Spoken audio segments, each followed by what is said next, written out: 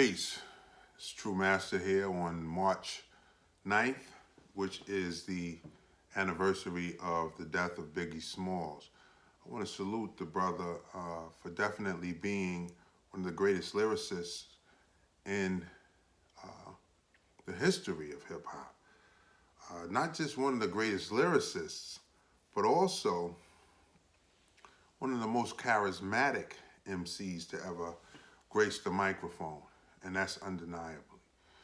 No one can deny that Biggie possessed all of the qualities that made a great MC.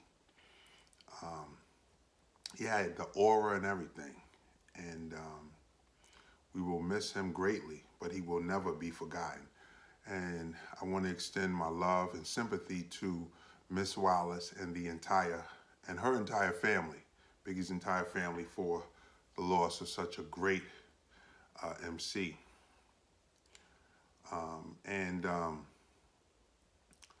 Thankfully I was able to go to the studio when Biggie was working on his first album, Ready to Die, the legendary album that went diamond. My brother Easy Mo B had invited me down to one of the sessions when they were working on the album, and they were working on the song, Give Me the Loot, Give Me the Loot, that one. And I went through there with my brother Sid.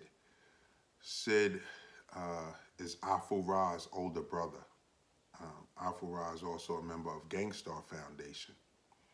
And Sid is more my age. Afro was a little younger, so he was our little brother.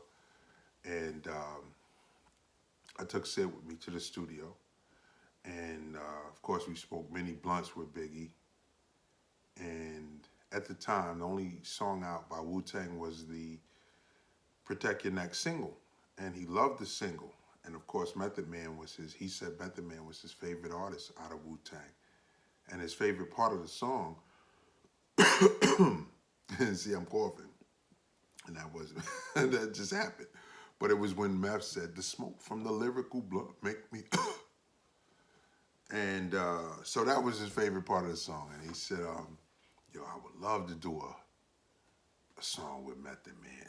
And I said, I'll tell him next time I see him. He's like, word? So the next time, they had a show for Protect Your Neck. It was out in Philly. And I met the brothers at Riz's house. He had moved to a little spot on Morning Star. And I told Matt, I said, I was with Biggie and Easy Mo B the other night. And Biggie really, really, he loved you, God. He wanted to do a joint with you. He was like, God, I'm down. I don't, I ain't got nothing against nobody. You know what I'm saying? I give everybody a fair shot. So of course, the rest is history with the classic F the world, don't ask me for ish. And anything you get, you got to work hard for it. So that was the classic that they made. Also, the night before Biggie was killed, we ran into him out in Cali. We had been out there working on Wu-Tang Forever. And of course, it was the Soul Train Awards that weekend as well.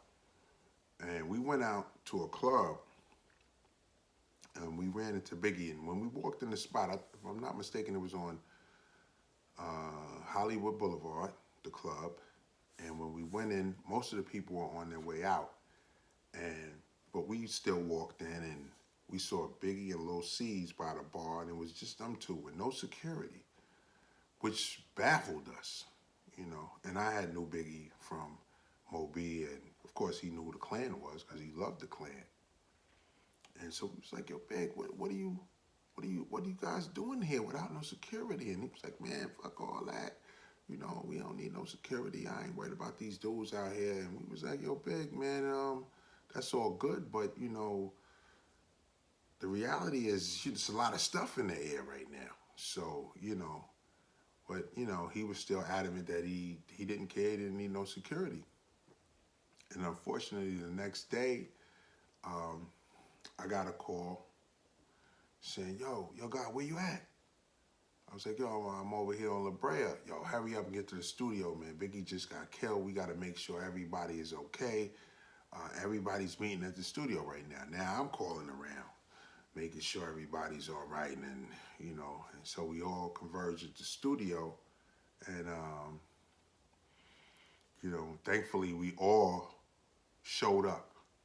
And that's when I learned that Meth was the one who had initially got the call from one of the girls in the group Total.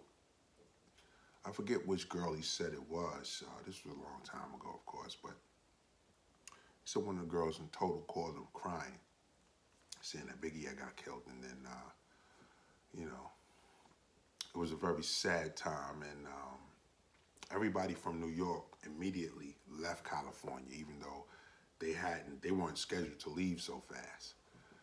But because Biggie got killed, I guess they assumed that everybody was in danger, and they immediately left. But we stayed. We stayed in California, and we continued to record. I believe Onyx was still out there too, because we ended up running into Onyx, unless they came later. But I think they was already out there and they stayed. And one time, Ghost had asked me to take him to the barbershop. And I took him to the barbershop, which was right on the border of the jungle. And for those that know, in Los Angeles, the jungle is where really, really hood, and it could get crazy. And I got my haircut first. Then Ghost got his haircut. But while he was getting his haircut, I went and got some Equality, which is weed. And one of the dudes took me out into the jungle. And so I'm kicking it with brothers out there. I'm not scared or nothing. And I'm kicking it, and I lost track of time. I said, oh shit, I gotta get back to the barbershop, take Ghost back.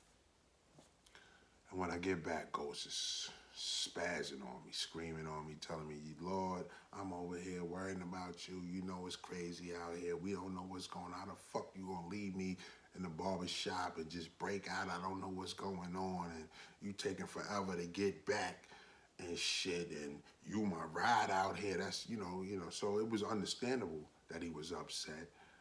But it was just, it was the times we was in, and it was a very crazy time. And,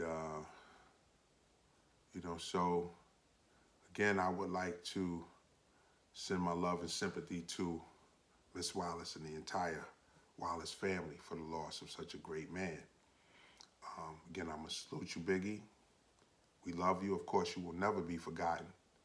And we want to thank you for the contributions you made to our culture and to our industry. All right? Peace. Rest in power forever. B.I.G. Peace.